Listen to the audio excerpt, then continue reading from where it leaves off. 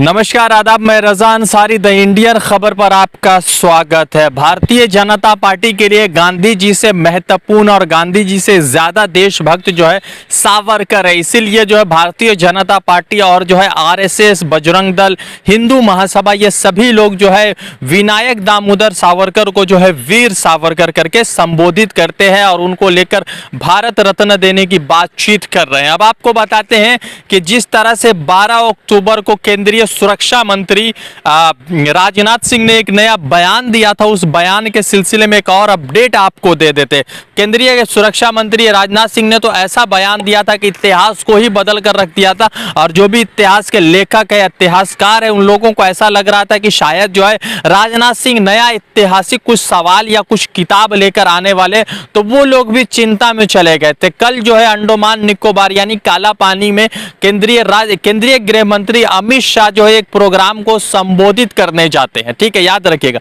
संबोधित करने के बाद जो है प्रोग्राम को संबोधित करने के दौरान वो कहते हैं कि जो लोग भी वीर सावरकर, ये केंद्रीय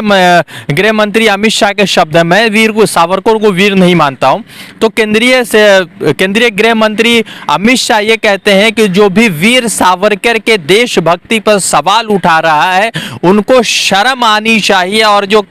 वीर सावरकर को जो वीर का लक़ब दिया गया है वो देश के 130 करोड़ लोगों ने दिया है, और ये जो है वीर सावरकर ने जो वीर का लक़ब लिया था वो खुद से नहीं लिया था बल्कि लोगों ने ऐसा दिया था। भाई 130 करोड़ लोगों में कम से कम 30 करोड़ लोगों को मैं जानता हूं जिन्होंने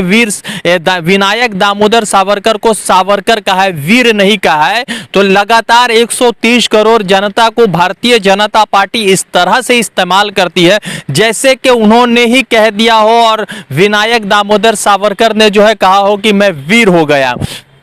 अमित शाह ने जो कहा वो तो कहा है। उससे पहले अब आपको बताते हैं कि विवाद कब से शुरू हुआ और क्या सच्चाई है, हिस्टोरिकल फैक्ट क्या है इस मामले में, वो भी आपको मुकम्मल तौर पे हम बताएंगे और बताएंगे कि आखिर क्या सच है और क्या झूठ है। पहले तो समझिएगा कि 12 तारीख को विनायक दामोदर सावरकर के रिलेटेड एक किताब का इनॉग्रेशन होता है। उस किताब के इफ्तिताह में, इनॉग्रेशन में जो है केंद्रीय सुरक्षा मंत्री राजनाथ सिंह पहुंचते हैं, और राजनाथ सिंह ये कहते हैं कि विनायक दामोदर सावरकर ने जो मर्सी पटिशन जो डाली थी अंग्रेजों को कि उनको माफ कर दिया जाए, क्योंकि 1911 में उनको 50 साल के लिए सजा देकर काला पानी भेज दिया गया था। उसके बाद जो है सावरकर ने लगभग 17 से 18 मरतबा अंग्रेजों को मर्सी पटिशन डाला है, आप माफीनामा डाला था। ये उन्होंने खुद डाला था, ना ही गांधी जी ने कहा था, ना नेहरू जी ने कहा था, ना ही किसी और अन्य व्यक्ति ने कहा था। उसको जो है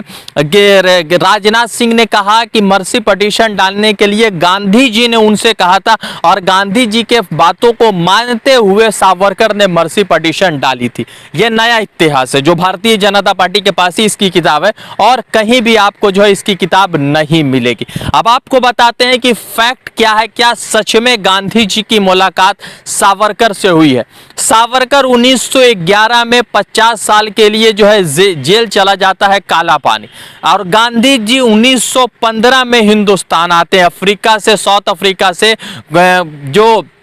जिस तरह से वहां पर जो है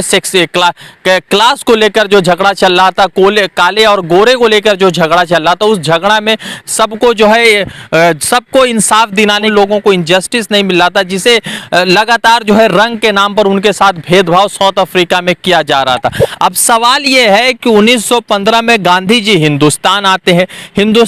हैं तो गांधी जी का उम्र उस वक्त 45 वर्ष का होता है, और सावरकर जो है 1911 में जेल चले जाते, यानी सावरकर के जेल जाने के 4 साल बाद गांधी जी हिंदुस्तान के जंगे आजादी में मुकम्मल तौर पर इन्वॉल्व होते हैं। तो सवाल यह पैदा होता है कि गांधी जी की सावरकर से कभी मुलाकात नहीं हुई, तो कैसे यह संभव हो सकता है कि सावरकर को गांधी जी ने कहा होगा कि अंग्रेजों से मर्सी पटिशन डाला जाए। यह अफसोसजनक है कि एक तरफ तो भारतीय जनता पार्टी गांधी जी यानी बापू को सबसे बड़ा अपना आइडल मानती है, सबसे बड़ा अपना जो है इंस्पिरेशन मानती है, तो दूसरी तरफ जो गोडसे को देशभक्त कहता है उसको जो है भोपाल से लोकसभा का टिकट देकर जिता कर आ जाती है। दूसरी तरफ वो लोग जो सावरकर, जिसने गांधी जी से न कभी जो है आज़ादी जेल में जाने से पहले मुलाकात हुई, उस पर जो है राजनाथ सिंह ये कह देते हैं कि गांधी जी ने ही मर्सी पटिशन यानी माफीनामा डालने के लिए कहा था। अब सवाल समझ में नहीं आता